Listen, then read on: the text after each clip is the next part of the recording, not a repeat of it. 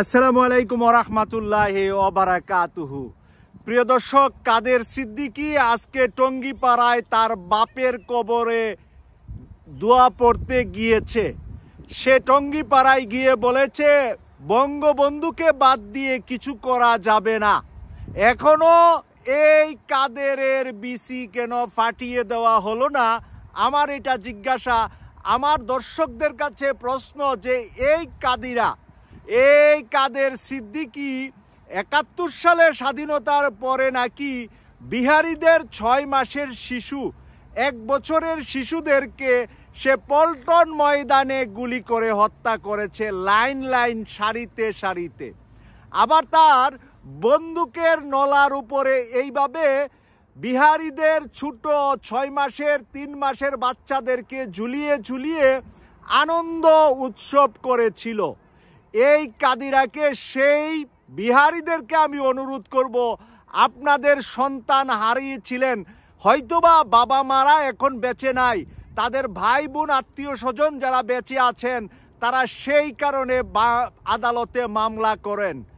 এই কাদের সিদ্দিকীকে আমরা বিচারের কাঠগড়ায় আনব, আর জনগণকে বলবো তাকে যেখানে পাবেন সেখানে একটু জুতা পিটা করে দিবেন, সে যেন লুকু সমাজে এসে কথা বলতে না পারে।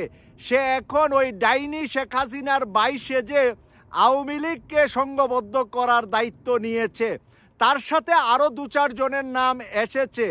আমরা ওই ২-৪ জনকে এখন চুপচাপ দেখতেছি। প্রথম ২ দিন আমরা দেখেছি, তার সাথে আরও ২-১ জনের নাম।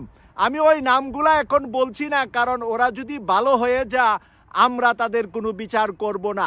কাদিরা কিন্তু ভালো হয় নাই। এই কাদিরার ভাই বাংলাদেশে মন্ত্রী ছিল। এই লতিফ সিদ্দিকী মন্ত্রী থাকা অবস্থায় হজ এবং উমরাকে নিয়ে সে তিরস্কার করেছিল। তারপরে বাংলাদেশের জনতা খেপে যাওয়ার কারণে তার মন্ত্রিত্ব চলে গিয়েছিল। আমেরিকায় গিয়ে সে মেক্সিকোতে ছিল, তখন তার মন্ত্রিত্ব চলে যায়। প্রিয় দর্শক, এই কাদিরা নাস্তিক গ্রুপগুলা টুপি টাপি যাই পড়ুক, ভিতরে শয়তানের আড্ডি। এই শয়তানের আড্ডিগুলা ইসলামের বিরুদ্ধে কাজ করার জন্য, বাংলাদেশের সমাজটা যখন আদর্শিক সমাজ হিসাবে গড়ে উঠছে, এখনের আমাদের যুব সমাজ কিন্তু আমরা যখন যুবক ছিলাম তাদের চাইতে ভালো। আমাদের সময় প্রেম প্রীতি এটা সেটা নিয়ে ব্যস্ত থাকতো কলেজে, বিশ্ববিদ্যালয়ে। এখনের ছেলে মেয়েরা কিন্তু নামাজ, রোজা এবং ইসলামী মূল্যবোধে বিশ্বাসী হয়ে বড় হচ্ছে। তো তাদেরকে ইসলামের মূল্যবোধ থেকে দূরে সরানোর জন্য যেরকম বই পুস্তকের ভিতরে অশালীন কথাবার্তা নিয়ে এসেছিল, এই কাদিরা তখন কিন্তু মুখ থেকে একটি কথাও বলেন নাই। তাই আজকে এই কাদিরা যেত ভালো সাজতে চায়, সে আসলে মানুষ ভালো নয়। তাকে আমার মনে হয় যে কথা বলার সুযোগ রাজপথে, মিটিংয়ে, মিছিলে কোথাও দেওয়া ঠিক হবে না। আমি ছাত্র জনতার উদ্দেশ্যে বলছি, আপনারা যখন কাদিরাকে যেখানে পাবেন তাকে একটু হালকা পাতলা ধুলাই দিয়ে দিবেন, সেজন্য ঘর থেকে বের হয়ে না আসে। আর বিহারি পরিবারের কাছে আমি আবারও অনুরোধ করছি, আপনাদের যারা আত্মীয় স্বজনকে এই কাদিরা বিনা দোষে হত্যা করেছিল তারা মিলে এখন কাদিরার নামে মামলা করেন। আরেকটি বিষয় আপনাদের অবগতির জন্য আমি শেয়ার করছি। আমি লন্ডনে থাকি, আপনারা জানেন। লন্ডন, ইউকে, আমেরিকা, ইউরোপ সহ, অস্ট্রেলিয়া, নিউজিল্যান্ড সহ, কানাডা সহ আমাদের দেশের সন্তানরা আমরা যখন এসেছি, আমাদের যারা আসছে এর আগে এবং এখন যারা আসছে, তারা কিন্তু 5 বছরের প্রথমে আমরা ওয়ার্ক পারমিট পাই বা রেসিডেন্ট কার্ড পাই অস্থায়ী। 5 বছর হয়ে যাওয়ার পরে আমাদেরকে পিআর দেওয়া হয়, permanent resident, permanently UK, America, ইউরোপে থাকার সুবিধা করে দেওয়া হয়। একজন মানুষ 10 বছর থাকার পরে তাকে পাসপোর্ট দেওয়া হয় বা নাগরিকত্বের জন্য অ্যাপ্লাই করার কথা বলা হয় এবং তারা নাগরিকত্ব পেয়ে যান। বিহারিরা যদি বাংলাদেশে সেই পাকিস্তান আমলে এসে থাকে, ভারতের বিহার রাজ্য থেকে, তারা মুসলিম হিসাবে ভারতে জায়গা পান নাই।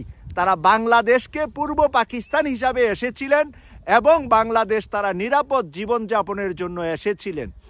তারা তো আর এখন বেঁচে নাই, এখন বেঁচে আছে তাদের নাতিরা, ছেলেমেয়েরাও বড় হয়ে গেছে। 53 বছর বাংলাদেশের বয়স। এই 53 বছর তারা কেন বাংলাদেশের নাগরিকত্ব পাবে না, পাসপোর্ট পাবে না?